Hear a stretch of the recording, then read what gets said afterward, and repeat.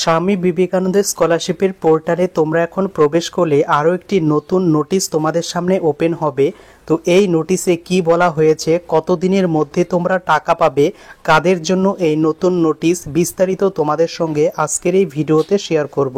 কাজেই ভিডিওটি সম্পূর্ণ দেখো এবং ভালো লাগলে অবশ্যই চ্যানেলটিকে সাবস্ক্রাইব করো। তোমরা যদি এখন গুগল ক্রোম ব্রাউজারে চলে যাও এবং এখানে সার্চ বারে টাইপ করে দাও SBMCMV4.0, তো এটি লিখে সার্চ করার পর প্রথমেই ওয়েবসাইট চলে আসবে Swami Vivekananda merit cum main স্কলারশিপের, এবং স্কলারশিপের পোর্টালে তোমাদের সামনে একটা অ্যালার্ট মেসেজ শো করাবে এবং এখানে কিন্তু দুটো SMS শো করাচ্ছে, প্রথমে একটি এবং দ্বিতীয় কিন্তু আরও একটি। তো কি এই SMS এর অর্থ, কবে টাকা পাবে, তো চলো শেয়ার করছি।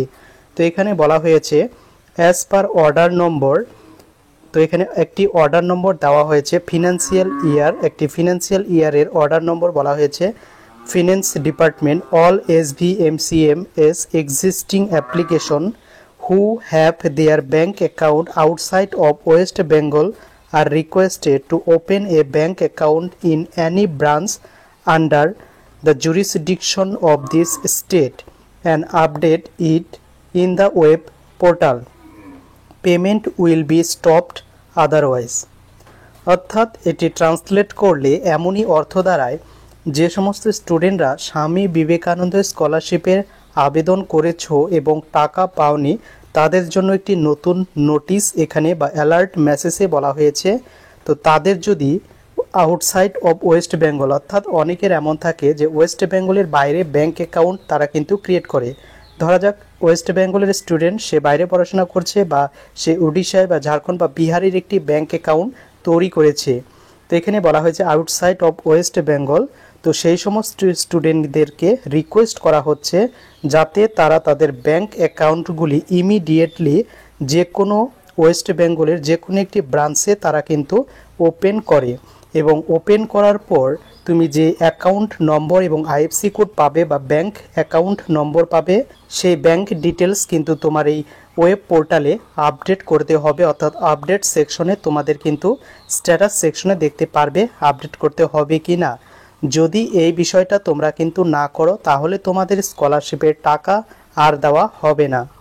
অর্থাৎ বেসিক্যালি বোঝানো হয়েছে যাদের ব্যাঙ্ক অ্যাকাউন্ট ওয়েস্ট বেঙ্গল এর পরিবর্তে অন্য স্টেটে রয়েছে, তাদের অ্যাকাউন্টগুলি ইমিডিয়েটলি জুরিসডিকশন হিসাবে ওয়েস্ট বেঙ্গলের যে কোনো একটি ব্রাঞ্চে তোমার অ্যাকাউন্ট ওপেন করতে হবে, এবং দ্বিতীয়ত সেই অ্যাকাউন্টটি তোমাকে কিন্তু ওয়েব পোর্টালে বা SBMCM পোর্টালে আপডেট করতে হবে।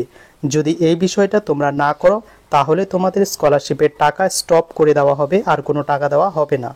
এরপর দ্বিতীয় আরেকটি নোটিশ তোমাদের সামনে এখানে দেখতে পাচ্ছ, the candidate who have experience disbursement failure due to various reason, অর্থাৎ যাদের ব্যাঙ্ক অ্যাকাউন্টের উদ্দেশ্যে টাকা দিয়ে দেওয়া হয়েছিল অথচ বিভিন্ন কারণে সেই টাকাটি ঢোকেনি, সেটা হতে পারে মাইনর অ্যাকাউন্টের জন্য IFSC কোড ভুল, বা টেম্পোরারি অ্যাকাউন্ট ক্লোজের জন্য, বা রং অ্যাকাউন্ট দেওয়ার জন্য।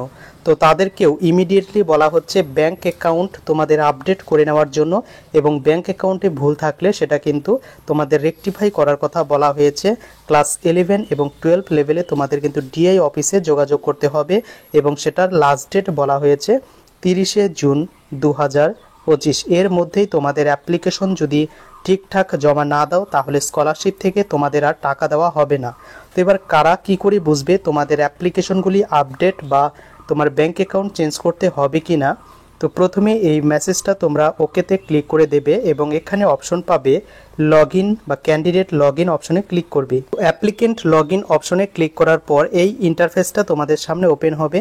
এখানে তোমার অ্যাপ্লিকেশন আইডি, একটি পাসওয়ার্ডটা দিয়ে দেবে এবং সেই সিকিউরিটি কোডগুলো যেখানে এখানে লেখা থাকবে সেগুলো ফিল করে নিচে লগইন বাটনে প্রেস করবে।